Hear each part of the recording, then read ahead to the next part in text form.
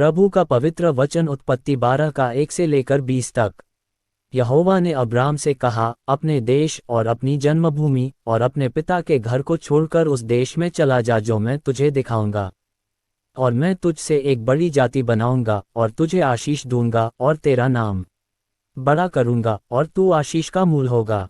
और जो तुझे आशीर्वाद दे उन्हें मैं आशीष दूंगा, और जो तुझे कोसे उसे मैं शाप दूंगा, और भूमंडल के सारे कुल तेरे द्वारा आशीष पाएंगे। यहोवा के इस वचन के अनुसार अब्राम चला, और लूत भी उसके संग चला। और जब अब्राम हारान देश से निकला उस समय वह 75 वर्ष का था।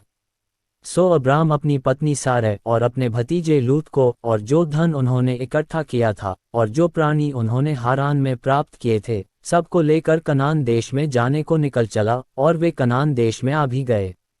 उस देश के बीच से जाते हुए अब्राम शकेम में, जहाँ मोरे का बांज वृक्ष है, पहुंचा। उस समय उस देश में कनानी लोग रहते थे।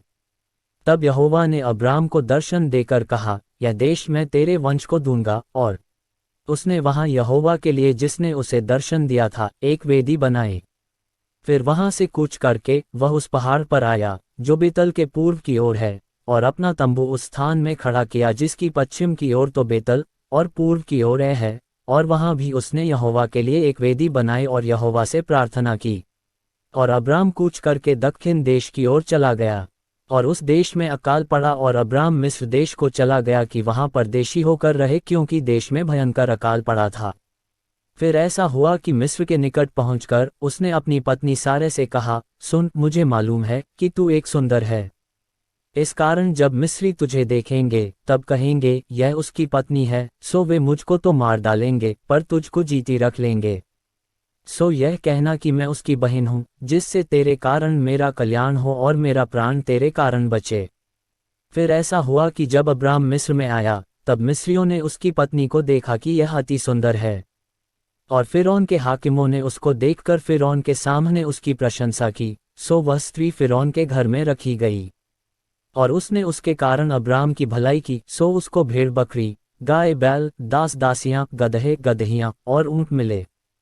तब यहोवा ने फिरौन और उसके घराने पर अब्राम की पत्नी सारै के कारण बड़ी बड़ी विपत्तियां डालीं।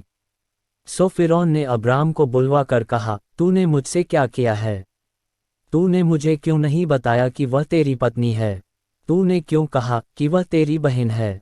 मैंने उसे अपनी ही पत्नी बनाने के लिए लिया, परंतु अब अपनी पत्नी को लेकर यहाँ से चला जा। और फिरौन ने अपने आदमियों को उसके विषय में आज्ञा दी, और उन्होंने उसको और उसकी पत्नी को सब संपत्ति समेत जो उसका था विदा कर दिया।